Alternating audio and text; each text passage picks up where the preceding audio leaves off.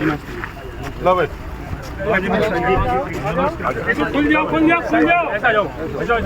मंत्री कृष्णपाल गुर्जर जिंदाबाद। मंत्री कृष्णपाल गुर्जर पार्षद जी एक बार होना बीच में माला दे दो।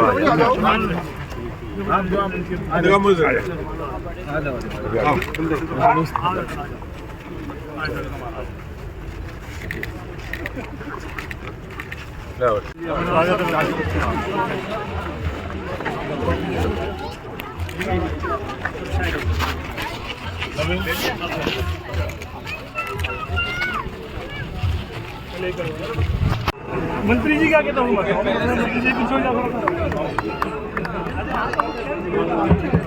कृष्णपाल गुर्जर जिंदाबाद। कृष्णपाल गुर्जर जिंदाबाद। मूलचंद शर्मा जिंदाबाद। मूलचंद शर्मा जिंदाबाद। जय हो भारत माता की भारत माता की।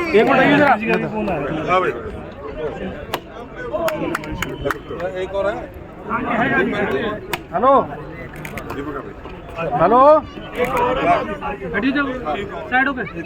भाई साहब बल्लभगढ़ विधानसभा क्षेत्र के अंतर्गत आने वाली सेक्टर 2 में जो हुड्डा की मार्केट है उसकी पार्किंग का आज निर्माण का शुभारंभ यहाँ के हमारे लोकप्रिय विधायक हरियाणा सरकार के वरिष्ठ मंत्री शर्मा जी की अनुशंसा पर आज यहाँ पर लगभग 1 करोड़ की लागत से किया गया है। और पिछले 9 साल से देश हो प्रदेश हो फरीदाबाद जिला हो बल्लभगढ़ विधानसभा हो कामों का मैं समझता हूँ लंबी कतार है। ऐसा कोई काम है तेजी के साथ नहीं किया गया हो।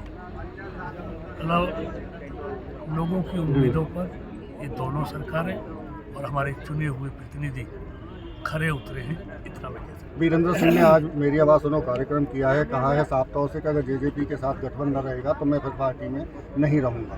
देखिए तो इसका जवाब तो छोड़ना वीरेंद्र सिंह दे सकते हैं। भ्रष्टाचार के आरोप भी लगाए मंत्री जी। लेकिन देखिए किसने क्या आज लगाया है, कौन कल क्या बोलता था, आज क्या बोलता है, ये उनसे पूछेंगे तो बेहतर रहेगा। हमारी पार्टी में किसके साथ फैसला होगा, किसके साथ गठबंधन होगा, किसके साथ नहीं होगा, ये केंद्रीय नेतृत्व तय करता है।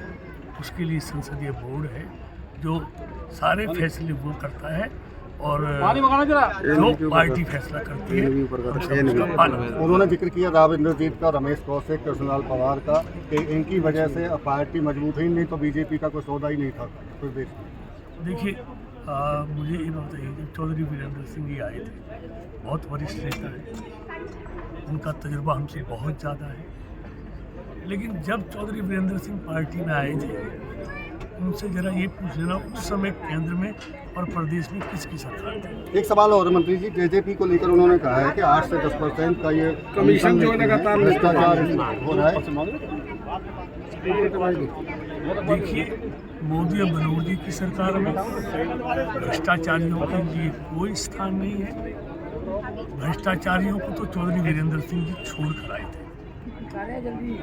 उनके जिस पार्टी में वो पहले थे उस पार्टी में कैसे मंत्री लाखों करोड़ों के घोटाले में जेल जाते थे, उसके कारण से वो कांग्रेस को छोड़कर आए थे। भारतीय जनता पार्टी में भ्रष्टाचारियों के लिए, घोटालेबाजों के लिए कोई जगह नहीं है। कांग्रेस में भ्रष्टाचारियों को, बेईमानियों को सह मिलती थी, यहाँ जेल मिलती। लेकिन भ्रष्टाचारियों को छोड़ने जा रहे हैं, शायद ही सपना रहा हो। भारतीय जनता पार्टी सरकार में ही मुमकिन है। मैं तो मैं निवेदन करूंगा वो आए, क्षत्रिय महासभा के प्रधान रावत जी हमारे बीच में हैं, मैं वही दे दूंगा भाई। प्रयासरत रहते हैं ऐसे हमारे भाई मूलचंद शर्मा जी, भाई दयाचंद यादव जी, दीपक यादव जी, योगेश शर्मा जी, राकेश जी और मेरे सम्मुख सेक्टर 2 के मौजूद लोग सरदारी मातृशक्ति मंत्री जी। सेक्टर 2 आगमन पर मैं अपनी तरफ से और सेक्टर 2 की तरफ से आपका हार्दिक स्वागत और अभिनंदन करता हूं और साथ साथ बहुत धन्यवाद देता हूं आपका भी और पंडित मूलचंद शर्मा जी का जी, जिन्होंने 2 सेक्टर की तरफ, बल्लभगढ़ की तरफ आपने बहुत ध्यान दिया हुआ है। बहुत ही ऊर्जावान, फरीदाबाद लोकसभा के बहुत ही सक्रिय और लोकप्रिय सांसद,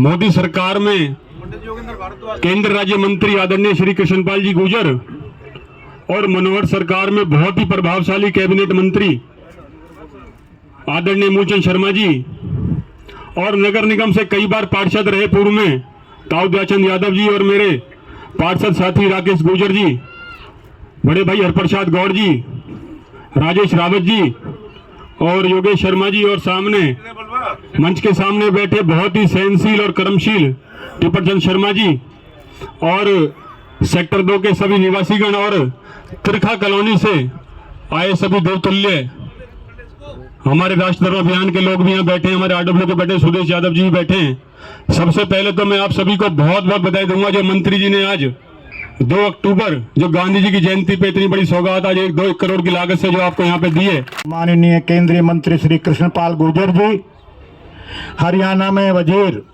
भाई मूलचंद शर्मा जी, मंचासीन सभी उपस्थित आदरणीय सदस्य, और तिरखा कॉलोनी की जो हाजिरी है वो 90% तिरखा कॉलोनी की हाजिरी है।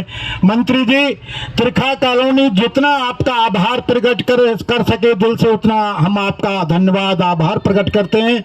आपने हमारी कॉलोनी को जैसे कहे ना मुकुट में हीरा, ऐसे मुकुट में हीरा लगा दिया। हम आपका जिंदगी भर एहसानमंद रहेंगे। लेकिन कुछ जमीन ऐसी रह गई है तिरखा कॉलोनी में जो अभी सरकार ने नोटिफाई नहीं किए, ना उनके अभी वो रजिस्ट्री होती हैं और ना उनके नंबर ही नहीं है उनके कोई जो है। तो हमारा आपसे अनुरोध है कि वो जो जमीन ऐसी जो रह गई है बाकी जो है उसको भी नोटिफाई करवा दें। सरकार में केंद्रीय मंत्री श्री कृष्णपाल गुर्जर जी, हरियाणा सरकार में कैबिनेट मंत्री श्री मूलचंद शर्मा जी और उनके बड़े भाई टिपरचंद शर्मा जी। तो शर्मा जी ने कहा कि मैं चावला कॉलोनी में रहता हूं और वहां का मैं आरडब्ल्यू के प्रधान हूं। तो शर्मा जी मुझे चावला कॉलोनी की तरफ से जानते हैं, पर जिस टाइम मैंने यहाँ मकान बनाना चालू किया तो मैंने टिपरचंद शर्मा जी से एक अनुरोध किया था कि यहाँ सड़क नहीं है। तो शर्मा जी ने कहा कि जिस टाइम मकान का उद्घाटन होगा उससे पहले आपकी सड़क बन जाएगी। तो मैं इनका बहुत बहुत आभार प्रकट करता हूँ कि उन्होंने उससे पहले सड़क बनवा दी। माता की, भारत माता की, भारतीय जनता पार्टी, भारतीय जनता पार्टी। भारत सरकार के बहुत ही लोकप्रिय सांसद कृष्णपाल गुर्जर जी और हरियाणा सरकार में बहुत ही लोकप्रिय अपने बल्लभगढ़ विधानसभा के विधायक पंडित मूलचंद शर्मा जी। मैं सेक्टर 2 और तिरखा कॉलोनी की तरफ से यहाँ पहुँचने पर माननीय कृष्णपाल गुर्जर जी का और अपने बहुत ही लोकप्रिय विधायक मूलचंद शर्मा जी का हार्दिक अभिनंदन करता हूँ। जय हिंद, जय भारत।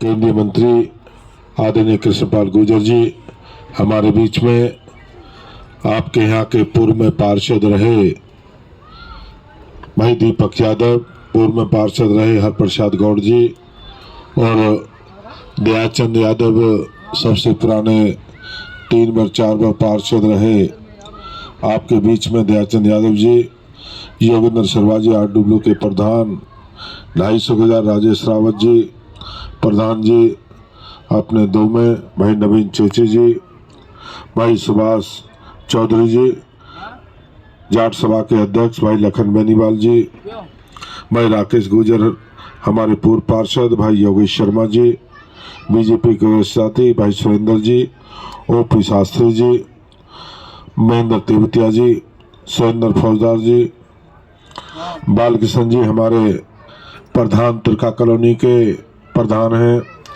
भाई बिजलाल जी, भाई दीपक चार, संदीप चार जी, भाई नीलम जी, और मैं कहता हूँ नाम लूंगा तो बहुत लंबा समय।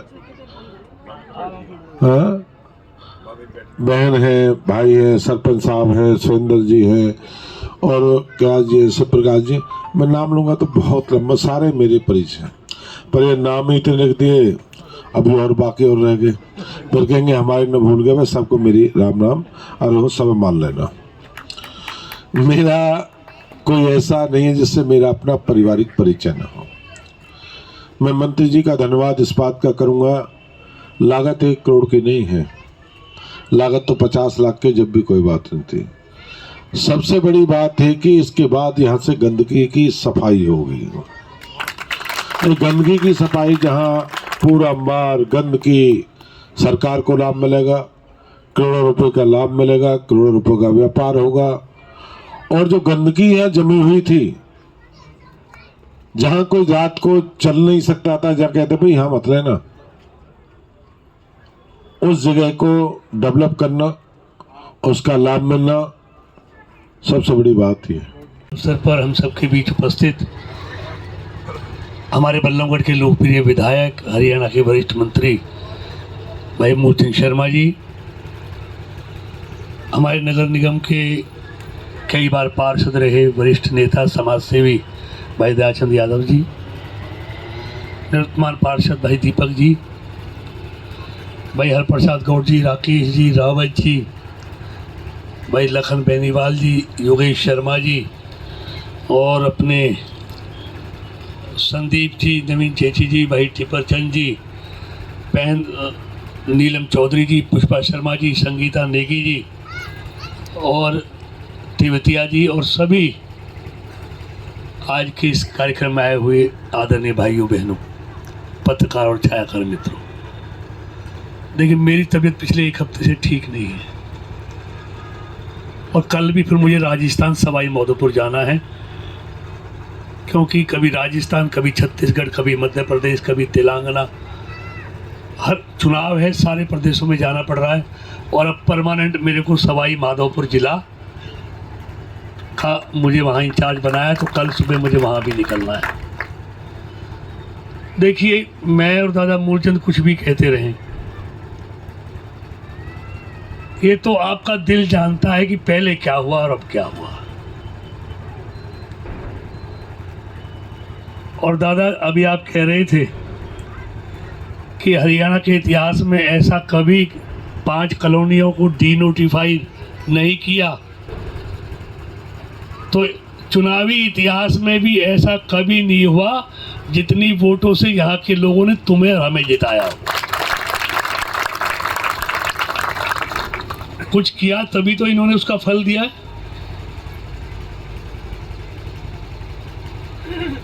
तो इसलिए ये इसलिए हुआ है कि आपने हमें इस काबिल बनाया। हमने अपना फर्ज पूरा किया है। हर आदमी अपने इलाके के लिए करता है, हर आदमी चाहता है कि मेरे इलाके में खुशहाली आए, मेरे इलाके में तरक्की आए, मेरे इलाके के लोगों को हर सुविधा मिले। हमने वो कोशिश की है, तो इसलिए मैं ज़्यादा नहीं कहना चाहता, सिर्फ इतना कहना चाहता हूँ। अंत में इतना बातें तो बहुत हैं, अब मैं 370 राम मंदिर वो सब जानते हो। मैंने एक बात कह दी ना, दुनिया का नज़रिया भारत के प्रति कैसे बदल गया, ये आप अच्छी तरह देख रहे हो। आज दुनिया भारत को किन नज़रों से देख रही है, सिर्फ इतना कहना चाहता हूँ। देखिए, जो अगला चुनाव है ये सिर्फ भारत में नहीं लड़ा जाएगा, ये दुनिया के उन देशों में भी लड़ा जाएगा जिनको भारत की तरक्की पसंद नहीं है, जो नहीं चाहते कि भारत इतनी तेजी से आगे बढ़े।